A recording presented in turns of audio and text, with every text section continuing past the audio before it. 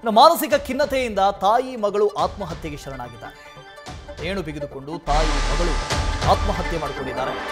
ಚಿತ್ರದುರ್ಗ ಜಿಲ್ಲೆಯ ಚಿಕ್ಕಂದವಾಡಿ ಗ್ರಾಮದಲ್ಲಿ ನಡೆದಿರುವ ಘಟನೆ.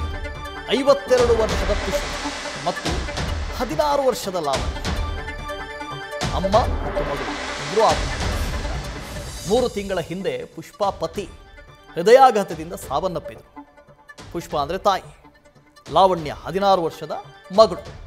ಪುಷ್ಪ ಅವರ ಪತಿ ಹೃದಯಾಘಾತದಿಂದ ಸಾವನ್ನಪ್ಪಿದರಂತೆ. ಹಾಗಾಗಿ ಪತಿಯ ಸಾವಿನಿಂದ ಮಾನಸಿಕವಾಗಿ ಖಿನ್ನತೆಗೆ ಒಳಗಾಗಿತ್ತು. ವಾರದ ಹಿಂದೆ ಆತ್ಮಹತ್ಯೆ ಮಾಡಿಕೊಂಡಿದ್ದಾರೆ. ಆದರೆ ಯಾರಿಗೂ ಗೊತ್ತಿಲ್ಲ.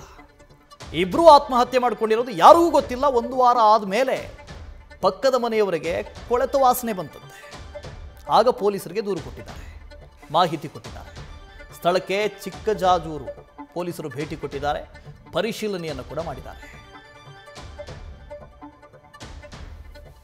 ನೋಡಿ, 1 ವಾರ ಆದ್ರೂ ಇವರ ಆತ್ಮಹತ್ಯೆಗೆ ಶರಣಾಗಿರೋದು ಯಾರಿಗೂ ಗೊತ್ತಿಲ್ಲ.